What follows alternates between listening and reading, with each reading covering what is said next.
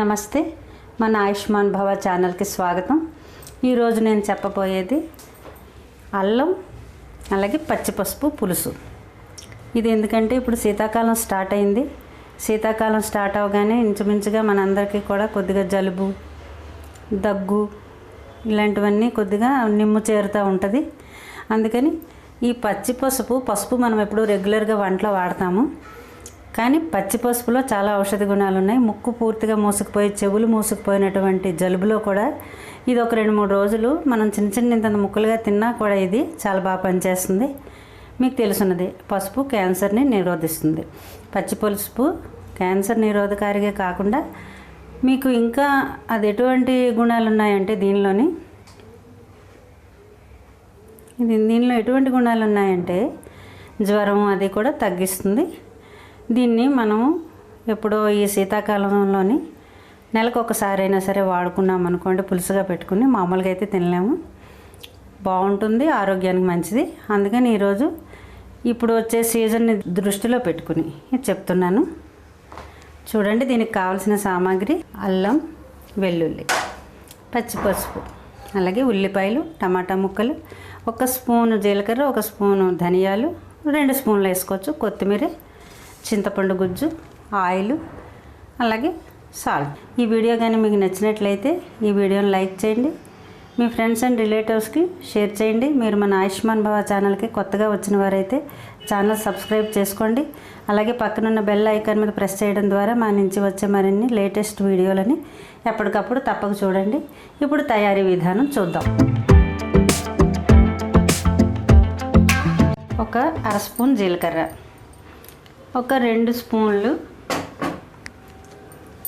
స్పూన్లు కానీ 3 స్పూన్లు కానీ ధనియాలు వేసుకోవచ్చు. ధనియాలు కూడా మనకి మంచిది ఆరోగ్యానికి. జీలకర్ర ఎక్కువైతే కొద్దిగా వాసన వస్తుంది. అందుకనేసి వీటిలోని మనం వెల్లుల్లి, 1 వెల్లుల్లి, 10 రెబ్బలు అనుకోండి. అల్లం, మెయిన్ అల్లం కనుక కొద్దిగా అల్లం ముక్కలు ఎక్కువ ఉంచుకోవచ్చు. అల్లము, పచ్చిపసుపు, పచ్చిపసుపు వేసి, పచ్చిపసుపు ఎక్కువ వేయకూడదు. అల్లం ఎంత వేసామో అంత పసుపు వేసుకోకూడదు, ఎందుకంటే పసుపు మరి వాసన వచ్చేస్తుంది. 4 వంతులు అల్లం, 1 వంతు పసుపు చాలు. ఇప్పుడు ఇలా మిక్సీ పట్టుకుందాం. మిక్సీ పట్టుకున్న ముద్ద ఇదిగో. ఇప్పుడు ఈ ముద్ద ఇలా తయారు చేసుకున్నాం కదా, దీన్ని ఇప్పుడు పులుసుగా పెట్టుకోవడం ఎలాగో మీకు చూపిస్తా. మనం ఇన్నాళ్ళు గానుగు పట్టించుకున్న వేరుశనగ నూనె వాడుకున్నాం కదా. ఇప్పుడు శీతాకాలంలో మనకి కొద్దిగా శరీరానికి వెచ్చదనం అవసరం. అలాగే ఆవాలు కూడా మనకి నొప్పులు అవి నివారిస్తుంది. మనము ఈ సీజన్లో అంతా కూడా మనం శీతాకాలం అంతా కార్తీక మాసం స్టార్ట్ అయిన దగ్గర నుంచి నవంబర్ నుంచి ఫిబ్రవరి వరకు కూడా మనము ఈ ఆయిల్, నువ్వుల నూనె, అలాగే ఆవాల నూనె వాడుకుంటే మంచిది. పులుసుల్లోకి ఆవ నూనె ఇంకా బాగుంటుంది. చేపల పులుసు మనం ఇలా ఏదైనా కొద్దిగా పులుసు అని పెట్టుకున్నాం అనుకోండి, ఆవకూరలకి ఆవాల నూనె బాగుంటుంది. ఫస్ట్లోని మనకి కొద్దిగా ఇది ఘాటుగా ఉంటుంది కదా, నచ్చకపోవచ్చు. ట్రై చేసి నెమ్మదిగా వాడుతూ ఉండండి. నొప్పులు నివారిస్తుంది ఆవ నూనె. అలాగే మనకి హెల్త్కి కూడా చాలా మంచిది. మనం వేరుశనగ నూనె అంతా మామూలు సీజన్లో వాడుకుందాం. కొబ్బరి నూనె ఈ 4 నెలలు కూడా నవంబర్, డిసెంబర్, జనవరి, ఫిబ్రవరి వరకు ఆవ నూనె, నువ్వుల నూనె వాడుకున్నాం అనుకోండి, మనకి కొద్దిగా ప్రాబ్లమ్స్ అనేవి తగ్గుతాయి.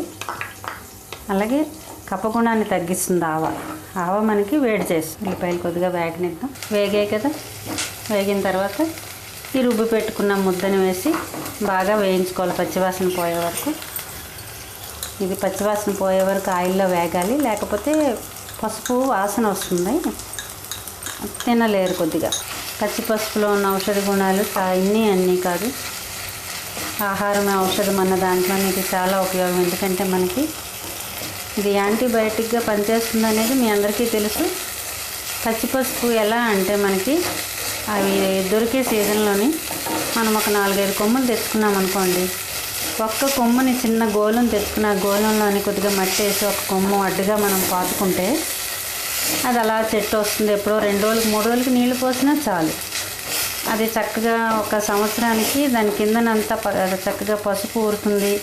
చెట్టు మనకి ఎండిపోతుంది. ఎండిపోయినప్పుడు మనం అది తీసేసి శుభ్రంగా అందులో ఉన్న పసుపు కొమ్ములన్నీ తీసుకొని మళ్ళీ దాన్ని ఒక కొమ్మ మళ్ళీ వేరే గోళంలో నాటుకున్నాం అనుకోండి, మనకి ఎప్పుడు కావాలంటే అప్పుడు పసుపు వస్తుంది. ఇది 4-5 నెలలైనా అలా నిలవ ఉంటుంది, ఏం అవ్వదు, ఆడిపోదు పచ్చి పసుపు. ఈ శీతాకాలంలోని ఇది మనకి దివ్యమైనటువంటి ఔషధం ఈ పచ్చి పసుపు. మనం తింటా మన పిల్లలకు ఒక్క ముద్ద పెట్టడం అలవాటు చేయాలి చిన్నప్పటి నుంచే. మంచి ఆహారాన్ని చిన్నప్పటి నుంచి ఒక స్పూన్తో మా పిల్లలు తినరు, పిల్లలు తినరంటే ఏ పిల్లలు తినరు. మనకి ఎక్కువగా కూడా చేటు చేసేవి చాలా రుచిగా ఉంటాయి, ఇష్టపడతాం పెద్దలం కూడా. పెద్దలు పిల్లలు అందరూ ఆరోగ్యాన్ని ఇచ్చే దాంట్లో అంత టేస్ట్ లేకపోయినా పర్వాలేదు, తినొచ్చు. ఒక్క చిన్నది చెంచాతో చెంచాడు అలాగా అలవాటు చేసామనుకోండి, వాళ్ళకి ఇది అలవాటు అవుతుంది.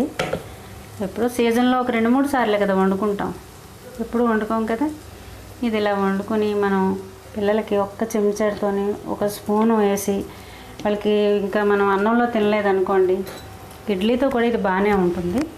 ఇడ్లీతో నంచుకోవచ్చు. మనం అల్లం చట్నీ తినమా, అలాగే అల్లం పులుసు కూడా ఇడ్లీతో కొద్దిగా నంచుకోవచ్చు. ఎలాగోలాగా పిల్లలకి పెట్టండి, మంచి ఆహారాన్ని అలవాటు చేయండి. ఔషధ గుణాలతో కూడిన ఆహారం ఇది. దీన్ని అలవాటు చేసి మీరు తినండి, పిల్లలకి పెట్టండి. ఇది క్యాన్సర్ని నిరోధిస్తుంది, అది ఇది ఇన్ని మనకి తెలుసు, పిల్లలకి తెలియదు కదా. పిల్లలకి తెలియదు కనుక మీరు తింటా పిల్లలకి మంచి ఆహారాన్ని నేర్పండి. ఇది కొద్దిగా వాసన పోయే వరకు వేగాలి. మనకి బజార్లో దొరికినప్పుడు ఇప్పుడు మనం ఏదైనా సరే మనం అన్నీ పెంచుకోవాలని లేదు. మనకు కూరగాయలు తెచ్చే వాళ్ళ దగ్గర మనం అడిగి, అమ్మ సీజన్లో పచ్చిపసుపు తెచ్చి పెట్టండి అంటే తెచ్చారనుకోండి, 4 కొమ్ములు ఒక సంవత్సరంలో వాడామంటే చాలు. ఈ సీజన్లో 4 కొమ్ములు పసుపు 4 నెలల్లో ఒక్కొక్క కొమ్ము చొప్పున వాడుకున్నాం అనుకోండి, మన ఒంటిలో ఉన్నటువంటి చెడునంతటిని కూడా నివారిస్తుంది. ఇది యాంటీబయాటిక్ మందుల వల్ల మనకి ఎంత చెడో చూస్తున్నాం, కానీ ఈ యాంటీబయాటిక్ ఎటువంటిదంటే మనకి హాని చేయకుండా మేలు చేస్తా, ఏమైనా దోషాలు ఉంటే వాటిని బయటికి నెట్టేస్తుంది. ఎంత అద్భుతమైంది మనకు భగవంతుడు ప్రసాదించాడో చూడండి, మందు రూపంలోనే ఆహారం. మరి ఆ యాంటీబయాటిక్ మంచిదా, ఈ యాంటీబయాటిక్ మంచిదా? మరీ ఎక్కువగా తీవ్రంగా ఉన్న వ్యాధుల్లో యాంటీబయాటిక్స్ మందులు వాడుకోవాలి, కానీ చిన్న చిన్న వాటికి కూడా మనం యాంటీబయాటిక్స్ మీద ఆధారపడిపోతుంటే మన రోగనిరోధక శక్తి అంతా పోతుంది. మనం దేనికి కూడా తట్టుకోలేకపోయినట్టుగా పిల్లలు తయారవుతారు. అలా మనం తెలియదు గబగబా పిల్లలకి ఏదో తగ్గాలని ఆతృత కొద్దీ వేసేస్తున్నాం, కానీ వాళ్ళు ఏ చిన్నదానికి కూడా తట్టుకోలేకుండా తయారవుతారు. వాళ్ళ యుక్త వయసు వచ్చేసరికి వాళ్ళ ఆరోగ్యం వాళ్ళ చేతులు దాటిపోతుంది. అందుకే పిల్లలు అప్పటి నుంచి మనం కొద్దిగా అలవాటు చేద్దాం. మనం ఇంటిలో చేసుకున్నటువంటి ఔషధాలు కొన్ని వాడిన పిల్లలు ఎలా ఉన్నారు, వాడని వాళ్ళు ఎలా ఉంటారు అనేది మీకే తెలుస్తుంది. చక్కగా వేగితే పచ్చివాసన పోతుంది. వేగింది కదా, ఇప్పుడు దీంట్లో మనం టమాటా ముక్కలు వేసుకుందాం. టమాటా వేయడం వల్ల పులుసుకి కొంత టేస్ట్ వస్తుంది. ముద్ద ఇలా వేగింది కదా, నూనె పైకి తేలేలాగా వేగాలి ముద్ద. అప్పుడు పచ్చి వాసన అంతా కూడా పోతుంది. లేకపోతే అల్లం వాసన వచ్చినా పర్వాలేదు, పసుపు వాసన వస్తే కొద్దిగా తినడానికి ఇబ్బందికరంగా ఉంటుంది. అందుకని నూనె పైకి తేలేలాగా దీన్ని వేపుకుందాం. ఉప్పు కారం వేసుకుందాం. కొద్దిగా కారం ఎక్కువే పడుతుంది, 2 స్పూన్లు కారం. మనం కుండలో వండేటప్పుడు కొద్దిగా జాగ్రత్త పాటించాలి. మరి హై ఫ్లేమ్లో పెడితే కుండ పగులుతుందంటారు, అందుకని మరి స్లోలో పెడితేనేమో వేడి చాలదు. అందుకని మనం గ్యాస్ని మధ్యస్థంగా పెట్టుకొని కొద్దిగా నెమ్మదిగా వండుకుందాం. వేగిపోయింది కదా, చక్కగా ఇలా వేగింది. ఇప్పుడు దీంట్లో పులుసు పోసుకుందాం. అన్నీ రెడీ చేసి పెట్టుకున్నాం అనుకోండి, ముద్ద అది రెడీ చేసి పెట్టుకుంటే రాత్రి ఎంతసేపు, ఒక పావు గంట అరగంటలో పులుసు అయిపోతుంది. దీన్ని అన్నంలో ఇష్టపడితే అన్నంలో తినొచ్చు, లేదంటే కొద్దిగా ఇడ్లీలో కూడా దగ్గరగా చిక్కగా చేసుకునే పులుసు కొద్దిగా అద్దుకున్నామంటే ఈ కాలంలోనే మనకి ఎలా నచ్చితే అలాగా. ఇది తినడం ముఖ్యం. ఇప్పుడు ఇలా ఉడకనిద్దాం. కొద్దిగా బెల్లం వేసుకోవాలి. అల్లం పులుసు ఏదైనా పులుసు కూరలకి ఎప్పుడైనా సరే చిన్న బెల్లం వేస్తే దానికి టేస్ట్ బాగుంటుంది. అందులో ఇది అల్లం కనుక చిన్న బెల్లం వేస్తేనే దీనికి టేస్ట్ బాగుంటుంది. మీరు తినే దాన్ని బట్టి, కొందరు తీపి ఎక్కువ ఇష్టపడతారు, కొందరు ఇష్టపడకపోవచ్చు. దాన్ని బట్టి బెల్లం వేసుకోండి. ఇప్పుడు ఇది దగ్గరికి కుతమని ఉడికిపోయిందంటే పులుసు అయిపోయినట్టే. చూడండి, పులుసు ఇదా కుతుకుతా ఉడుకుతుంది కదా, దగ్గరికి అయిపోయింది. ఎంత టేస్ట్గా ఉంటుందో ఈ పులుసు ఒకసారి మీరు తిని చూసారంటే తెలుస్తుంది. లాస్ట్లో కొద్దిగా కొత్తిమీర జల్లుకుందాం. ఈ పులుసుకి ఇంకొద్దిగా రుచి యాడ్ అవుతుంది. అయిపోయింది. మనకి ఆరోగ్యాన్ని ఇచ్చేటువంటి అద్భుతమైనటువంటి పచ్చి పసుపు అల్లం పులుసు. ఇదిగో వేడి వేడి అద్భుతమైనటువంటి అల్లం పచ్చి పసుపు పులుసు. చూడండి ఇది ఎంత అంటే మనం కొద్దిగా నాన్ వెజ్ తినే వాళ్ళకైతే చేపల పులుసు టేస్ట్లో ఉంటుంది, బ్రహ్మాండంగా ఉంటుంది. మీకు అన్నంతో తింటారో ఇడ్లీతో తింటారో ఆరోగ్యకరమైనటువంటి పులుసు. పులుసు అయిపోయింది. ఇప్పుడు పచ్చి పసుపు మొక్కని పెంచుకోవడం ఎలాగంటే, ఒక్క కొమ్ము మీరు తెచ్చి అడ్డుగా గోళంలోని మట్టి ఉంటుంది కదా, ఇలా అడ్డుగా పెట్టండి. అది 2 రోజులకు ఒకసారి కొద్ది కొద్దిగా నీళ్ళు పోసారంటే చక్కగా ఎదుగుతుంది. మీకు ఒక నెల అయ్యేసరికల్లా పైకి ఆకులు వస్తాయి, కృష్ణ తామర ఆకుల్లాగా ఉంటాయి. మీకు ఈ మొక్కను కూడా చూపిస్తున్నాం చూడండి. ఈ మొక్క కానీ మన దగ్గర ఉన్నదంటే వేల రూపాయల ఔషధాలు మన దగ్గర ఉన్నట్లే. మీకు అదంతా ఎండిపోయిన తర్వాత తీసేసి దాని అడుగున ఊరినటువంటిది కొద్దిగా వెడల్పుగా ఉన్న గోళంలో వేసుకోండి. ఆ దుంపలు అలా అలా విస్తరిస్తే చక్కగా పెరుగుతాయి. అప్పుడు మీరు ఆ దుంపలు తీసేసుకుని మళ్ళీ కొత్త మొక్క వేసుకోవాలంటే అందులో కొద్దిగా గట్టిగా ఉన్న దుంపని మళ్ళీ ఇలా అడ్డుగా పాతుకోండి గోళంలో. మళ్ళీ మీకు సంవత్సరానికి సరిపడా మీ దగ్గరే ఉంటుంది. ఒక్కసారి 2 సార్లు మీరు తెచ్చుకున్నారంటే రైతు బజార్లోనో ఎవరైనా అడిగారంటే తెచ్చి పెడతారు పచ్చి పసుపు. మీ ఇంట్లో మీరే చక్కగా పెంచుకోవచ్చు. దీనికి ఎక్కువ కష్టపడాల్సిన పని లేదు, దాన్ని జాగ్రత్తగా చూసుకోవాల్సిన పని లేదు. 2 రోజులకు ఒకసారి కాస్త నీళ్లు పోస్తే చాలా మొక్కకి. ఈ వీడియో మీకు నచ్చినట్లయితే ఈ వీడియోని లైక్ చేయండి, మీ ఫ్రెండ్స్ అండ్ రిలేటివ్స్కి షేర్ చేయండి. మీరు మన ఆయుష్మాన్ భవ ఛానల్కి కొత్తగా వచ్చిన వారైతే ఛానల్ సబ్స్క్రైబ్ చేసుకోండి. అలాగే పక్కనున్న బెల్ ఐకాన్ మీద ప్రెస్ చేయడం ద్వారా మా నుంచి వచ్చే మరిన్ని లేటెస్ట్ వీడియోల్ని ఎప్పటికప్పుడు చూడండి. ఈ వీడియో చూసినందుకు ధన్యవాదాలు. నా పేరు ఇందిర. ఆయుష్మాన్ భవ.